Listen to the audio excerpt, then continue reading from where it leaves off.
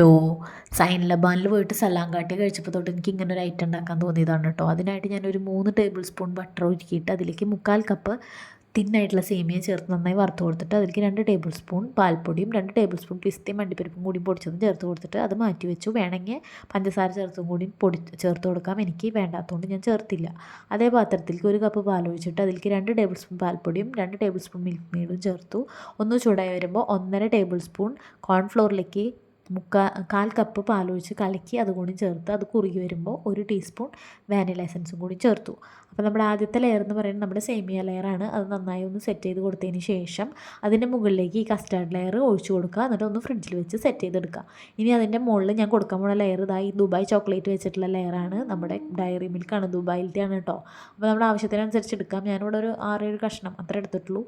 അത് double boil ചെയ്ത് melt ചെയ്ത് ഇതിൻ്റെ മുകളിൽ ചേർത്ത് കൊടുത്തു. ഡബിൾ ബോയിൽ ചെയ്യുമ്പോൾ ഒരിക്കലും പാത്രം താഴത്തെ പാത്രത്തിൽ തട്ടരുത്, വെള്ളത്തിൽ തട്ടരുത്.